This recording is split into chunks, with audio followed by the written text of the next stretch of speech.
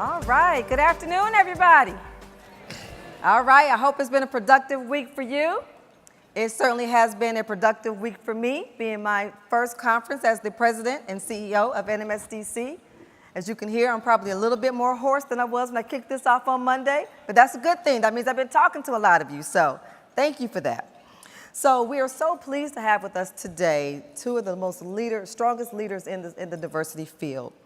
We have Lance Hyde, who is the Supplier Diversity Manager of EQT, and José, CEO of MasTech.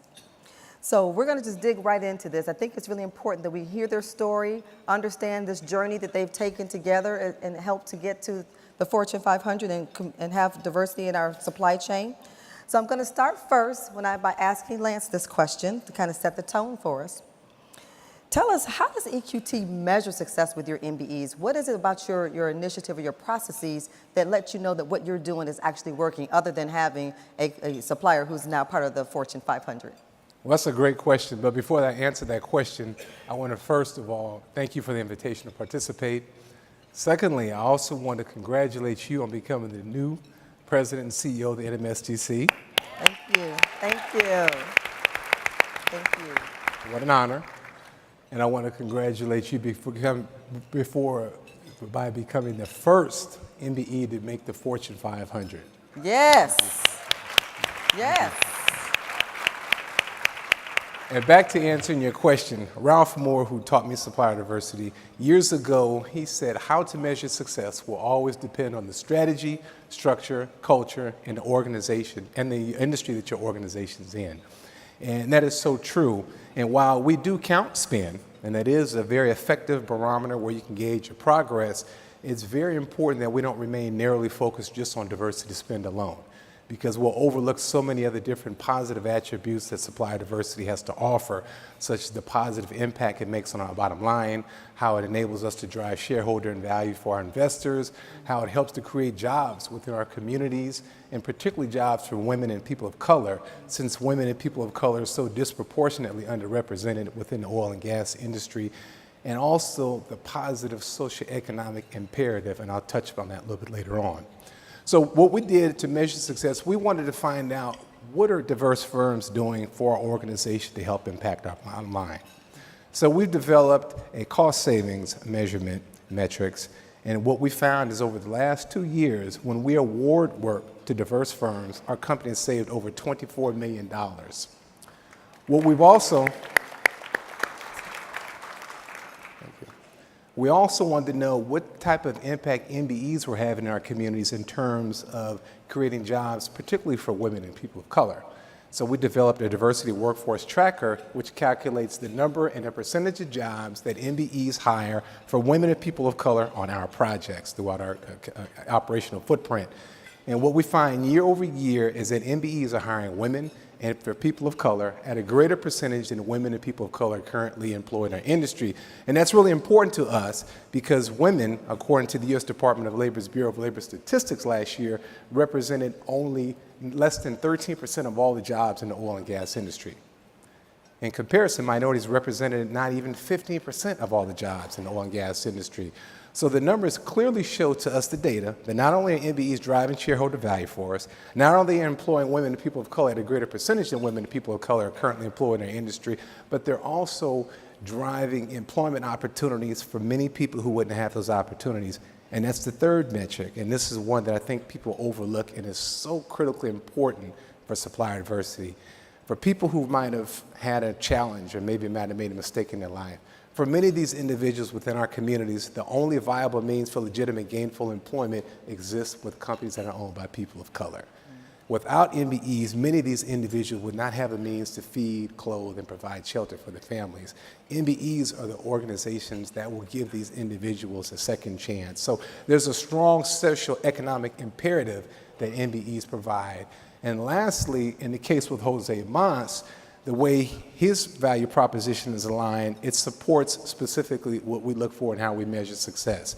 Through his excellent products and services, he also has a very competitive cost structure, which enables us to drive shareholder value for our investors. He also, by virtue of having the majority of his workforce being minorities, he has a solid workforce diversity business solutions that helps us to bridge that demographic gap that exists between women and minorities within the oil and gas industry, which clearly stands to reason why we awarded him a contract in excess of over $2 billion. Awesome. Thank you. That's awesome. All right. Well, José Mastak is one of the nation's leading contractors for construction and engineering of natural gas power plants, wind farms, solar energy facilities, and alternative fuel power plants. I think it's really important that we talk about this because now you're a member of the Fortune 500. You've been featured on the TV show Undercover Boss. You've achieved things that most business owners will only dream of. But I'd like to go back 15 years. Describe your vision and where you wanted to be and the journey that you took to get to where you are today. Sure. So first, I'm incredibly humbled, honored, and proud to be here. Thank you, Adrienne, NMSDC, Lance, for making this happen. Listening to Lance speak there a second ago about shareholder returns as it relates to diversity spend, it's like music to my ears. It brought a smile to my face. And the reason is, maybe taking a step back, I know I'm not answering the question yet. I started in this business in 1992, and it was a family-owned business. We were trying to break away from our hometown of Miami and grow our business nationally. And I remember very vividly that being a minority business at the time was a negative, not a positive. I would actually walk into meetings afraid to say that I was a minority business because the connotation and the perception behind it at the time was, well, they're only here to check a box. They're only here because somebody forced me to have this meeting. Mm-hmm. And I have to say, with an enormous amount of pride, watching this over the last 26 years, the narrative's completely changed. Yes. And the narrative is what we know. Diverse business is good for business. Mm-hmm. It's about shareholders' returns. It's about the things that make businesses better. And to me, there is no voice and nobody has led the narrative better in changing that perception than NMSDC over the years. And I'm incredibly proud to be here, to have been a part of it. So many people that have done extraordinary work. I'm pleased that Beatrice runs our South Florida Council. She does an incredible job. To me, the work of the NMSDC is absolutely unprecedented in the improvements to minority business. Going to your question, why does this matter?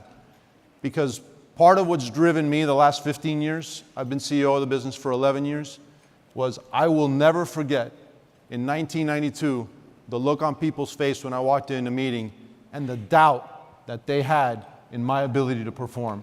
And I swore on that day that I was going to prove them and every doubter that I had wrong.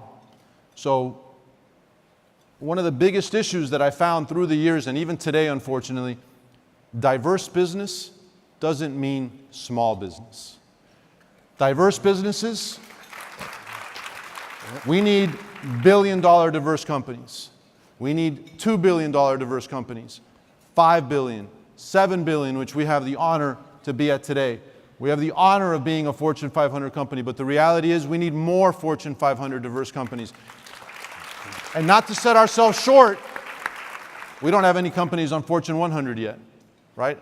Not saying that Masak's going to be the one, but somebody will be, right? And that's what we have to strive for. We have to change the narrative that just because we're diverse companies doesn't mean we're small businesses and we don't deserve to be at the table and we can't compete with every company in this country of any background, of any color, and beat them.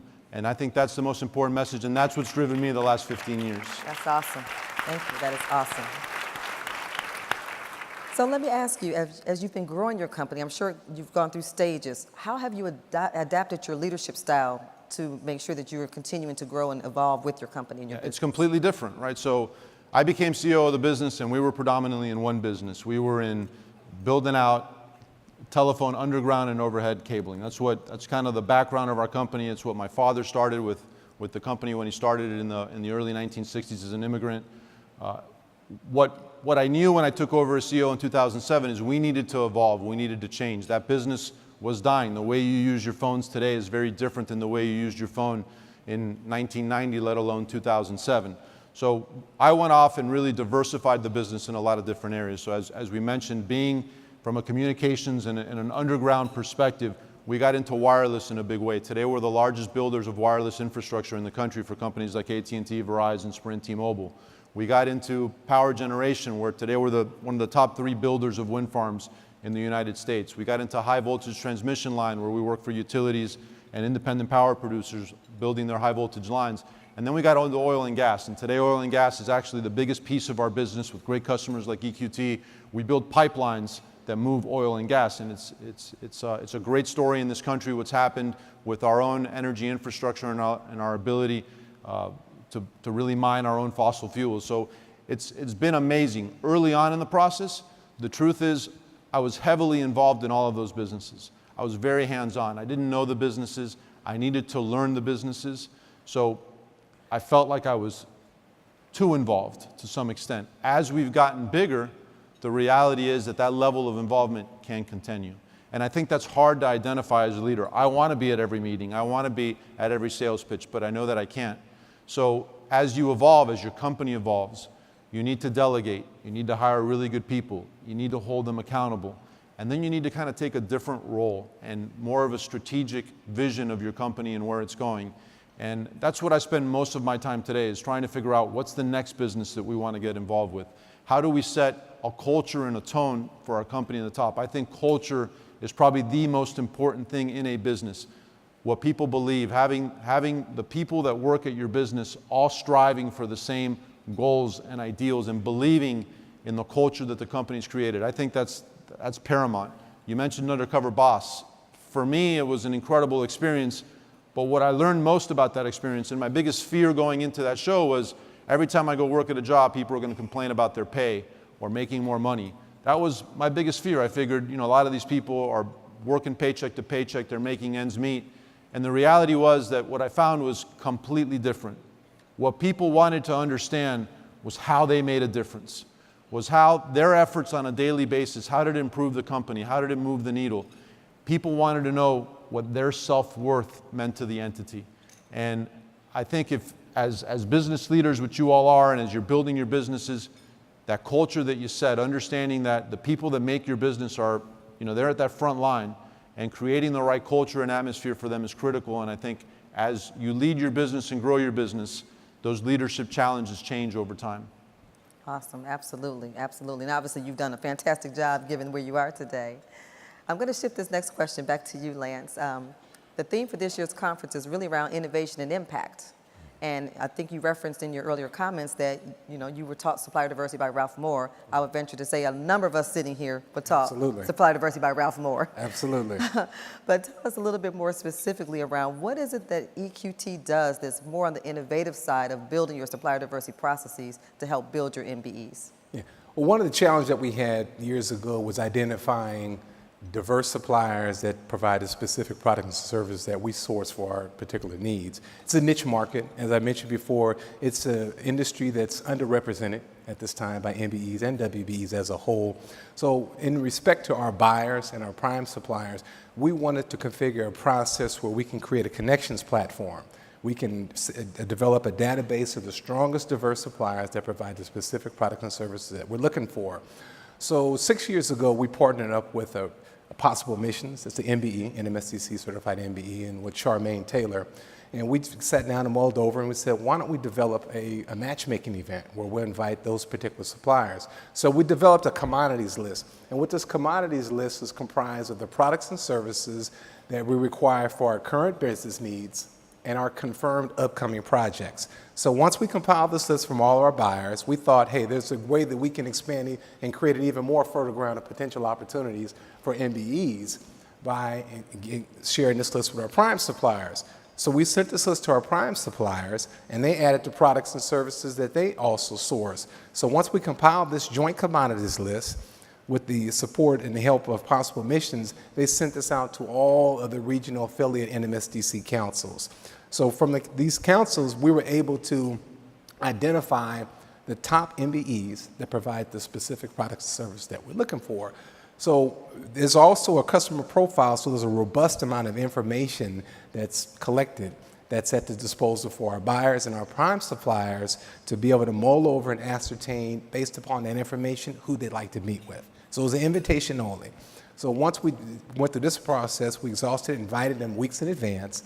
So our buyers knew who they wanted to meet with, They knew what project they've worked on, what type of scale they had, the amount of money these projects were on, what geographical reach. It was a comprehensive amount of information. So when we invited them, our buyers and our prime suppliers knew well in advance who they were already going to include in the bid, who they were already going to award a bid. It was just a matter of having an opportunity to meet with them in person, converse, and answer a few questions. So because this process has been so successful for us, we're now in our 7th year. Our first year, we had 6 prime suppliers. This past August, we had 62 prime suppliers. We had 440 meetings scheduled. And what our prime suppliers keep asking us over and over and over again is, when is the date for the next one? We'd like to participate. We'd like to sponsor. And of course, I don't want to say no if they want to give us any money. So it's been very, very successful. Our buyers like it. There's no waste of their time. And we report the metrics. Every single one of the meetings that take place, we document those, submit that to Supplier Diversity, and we present that to our board of directors each year as well. And it's been a very successful process for us. That is great, and I think that is the key that you mentioned, getting your buyers involved and making sure you show the metrics and the outcomes from those types of scenarios. Then that way they know that it's been a good use of their time and resources and the benefit to the company. So Absolutely. Great. I'm going to shift back to you, Jose, for a second. You are a trusted partner to companies such as AT&T in addition to EQT. Tell us a little bit about how you develop those relationships. I'm sure you had to have some pretty strong tentacles into those companies to be able to get to the decision makers that have helped your company grow. And what tips would you give to other MBEs that's looking to grow similar strategic relationships? Sure. So we're extremely blessed. We've been working with AT&T for 50 years. And part of the advice that I would give is these relationships take time. Advocates within these companies are extremely important. For us, we've kind of grown up with some of our customers. Not that we're their size, not that we're anywhere near their size, quite frankly, but we've watched AT&T go through many gyrations of the business, from Bell South to, from Southern Bell actually to Bell South to ultimately AT&T. And we meet certain people there that obviously evolve with the business, trust you, and you build some deep roots within organizations that ultimately pay off in business. With that said, that's impossible to do in a short period of time, right? Many of us, whether it's a new account or many of you as you're starting your business, you're going to get a chance to meet somebody at a company, you're going to get a chance to pitch them. One of the things that I think is really important for all of us to understand is just because we're diverse doesn't mean we're going to win any business. All it is a tool in our toolbox that kind of opens the door to get a meeting, to meet somebody. But then you have to pitch, right? It has to be on the laurels of your business. What is it that you're offering? What is your differentiation from your competitors? And I think that's the key. I think a lot of times, whether it's even as us as a prime supplier and people are coming to talk to us, what is it about my company that you can help me with? What service do you provide? How do you differentiate yourself from me using somebody else? And I think doing your homework and truly understanding the needs of the person that you're pitching and then trying to differentiate your product to kind of pick that spot is crucial, especially when you get that first meeting, and then trying to build that advocate within that customer. We've had dozens of advocates that have really helped us over the years, and we owe a lot of what we are and where we are today to many of those people along many of our customers, and we're very thankful for it. Luckily we're at a position today where we're known in our industry. We're obviously very large, so it's not always about the minority angle for us. But I'll be honest, and I wish I would have had that in 1992, because we didn't have it. You'd get a meeting and the meeting started being derogatory, right? So that world has changed today. You have doors open to you that people wish that they could have at the different stages of where we all are in business. But take advantage of that. It's not just, you can't just walk into the meeting and say, hey, I'm a diverse supplier, use me. You got to have your angle, your pitch, your differentiation, and why it makes good business sense. They've both spoken, they've both said it, right? It's about shareholder returns. It's about how do their businesses improve by using you as a vendor. If you don't have that answer, you're not ready for the meeting. Awesome. Well, I got my little flag that we're at the 2-minute warning here, so I'm going to ask you to wrap up with just one final question. And we started this at the beginning, going back to your beginning of your journey. If you could speak to your 20-year-old self, what would you tell yourself? Well, it's great because I actually have a son who's 20 years old, and his name is José Mas, so many times I do feel like I'm speaking to my 20-year-old self. But you know, we live in a different world than the one I grew up in, and that's not a negative. I think that's a positive. But there's one thing that really never changes, and it's hard work. If you work hard, if you believe in yourself, if you strive for your dreams and you know that there's no limits to what you can accomplish, you're going to be better served. We're all going to fail. We're all going to fall. You have to get back up. You can't feel sorry for yourself. Nobody else is. You got to get up and you got to keep fighting. And if you can dream it, you can achieve it. But it takes an enormous amount of work, effort, and self-belief. And I think with those attributes, you can accomplish anything in life, in any career, whether it's business, whether it's trying to be the best that you can be in whatever field you choose. And I think so many of us lose that along the way. I think so many people, you know, they get tripped up, they get knocked down, and then they just give up. And in life, no matter how hard it gets, if you have a dream, never give up, go for it, because you can accomplish it. Awesome. Well, thank you so much for being here with us today. We know you're really busy. We truly appreciate the time. Thank you so much. And thank you, Lance, as well. Thank you. And thank you to Mike Hoffman, who serves as our MC for the day. Guys, has this been a great conference for you? Awesome, awesome. Well, the big night is yet to come. We have our awards banquet this evening. I hope that you've all made your plans to be there with us. And if you have not made your plans, there are still tickets available. Yes, we are still selling tickets. So hopefully you can be there. And please remember to mention us in your social media outlets today if you have an opportunity at hashtag NMSDC Conference. So please, thank you all again for being here. I'm excited that I'm coming to the conclusion of my first conference, and I can't wait to see you guys next year. Thank you so much and enjoy the rest of your day.